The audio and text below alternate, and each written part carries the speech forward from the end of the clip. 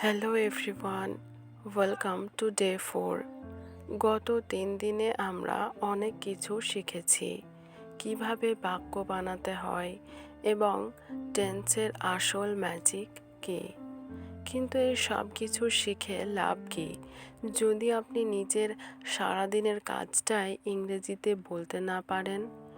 সকালে ঘুম থেকে ওঠা থেকে শুরু করে রাতে ঘুমানোর আগে পর্যন্ত আমরা যা যা করি সেগুলো যদি আপনি স্মার্টলি বলতে পারেন, তবে আপনার কনফিডেন্স 100 গুণ বেড়ে যাবে।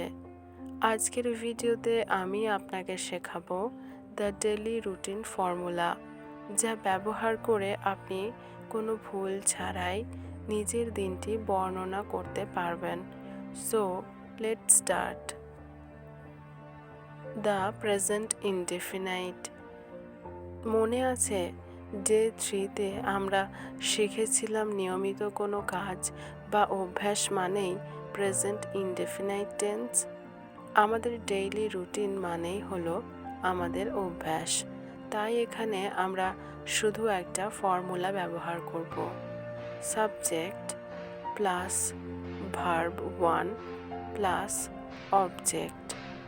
এখানে আপনাকে কোনো অ্যাম, ইজ, আর বা কঠিন গ্রামার নিয়ে ভাবতে হবে না, শুধু কাজের নাম ভার্ব বললেই হবে।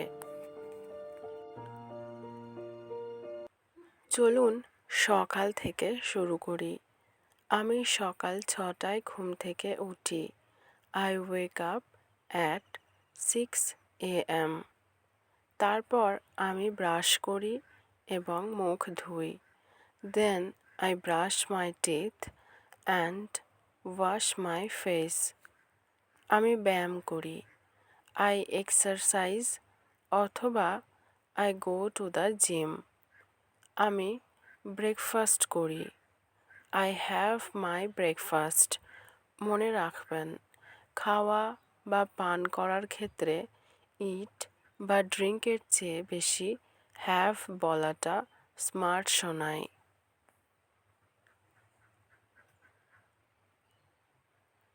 এবার আসি মেইন কাজে। আমি কলেজ বা অফিসে যাই। I go to my college বা অফিস। আমি সেখানে কাজ করি। I work there. দুপুরে আমি লাঞ্চ করি। I have my lunch at 2 PM। আমি বাড়ি ফিরে আসি। I come back home. বিকেলে আমরা একটু রিল্যাক্স করি, তাই না? আমি চা পান করি। I take tea. আমি বন্ধুদের সাথে আড্ডা দিই। I hang out with my friends. আমি ইংরেজি প্র্যাকটিস করি। I practice English. এটা অবশ্যই বলবেন। সবশেষে দিনের অংশ। আমি রাতের খাবার খাই। আই হ্যাভ মাই ডিনার। আমি ফোন চেক করি। I check my phone. আমি ঘুমাতে যাই। I go to bed. শুধু একটার পর একটা বাক্য বললে রোবটের মতো শোনাবে।